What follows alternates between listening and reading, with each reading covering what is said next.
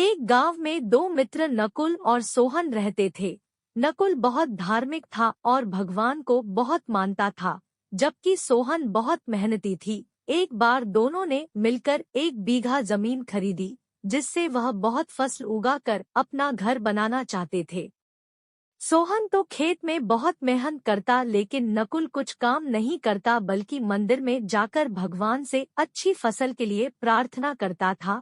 इसी तरह समय बीतता गया। कुछ समय बाद खेत की फसल पककर तैयार हो गई, जिसको दोनों ने बाजार ले जाकर बेच दिया और उनको अच्छा पैसा मिला। घर आकर सोहन ने नकुल को कहा कि इस धन का ज्यादा हिस्सा मुझे मिलेगा, क्योंकि मैंने खेत में ज्यादा मेहनत की है। यह बात सुनकर नकुल बोला, नहीं, धन का तुमसे ज्यादा हिस्सा मुझे मिलना चाहिए, क्योंकि मैंने भगवान से इसकी प्रार्थना की, तभी हमको अच्छी फसल हुई। भगवान के बिना कुछ संभव नहीं है। जब वह दोनों इस बात को आपस में नहीं सुलझा सके तो धन के बंटवारे के लिए दोनों गांव के मुखिया के पास पहुंचे।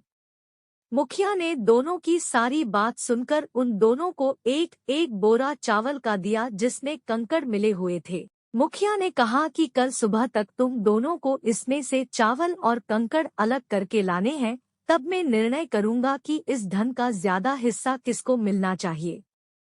दोनों चावल की बोरी लेकर अपने घर चले गए। सोहन ने रात भर जागकर चावल और कंकड़ को अलग किया, लेकिन नकुल चावल की बोरी को लेकर मंदिर में गया और भगवान से चावल में से कंकड़ अलग करने की प्रार्थना की।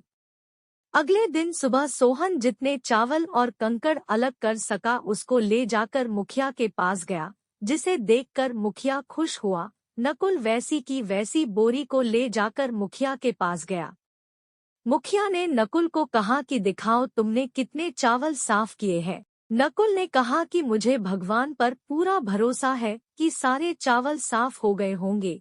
जब बोरी को खोला गया तो चावल और कंकड़ वैसे के वैसे ही थे। जमींदार ने नकुल को कहा कि भगवान भी तभी सहायता करते हैं जब तुम मेहनत करते हो। जमींदार ने धन का ज्यादा हिस्सा सोहन को दिया। इसके बाद नकुल भी सोहन की तरह खेत में मेहनत करने लगा और अब की बार उनकी फसल पहले से भी अच्छी हुई। सीख: इस कहानी से हमें यह सीख मिलती है कि हमें कभी भी भगवान के भरोसे नहीं बैठना चाहिए। हमें सफलता प्राप्त करने के लिए मेहनत करनी चाहिए।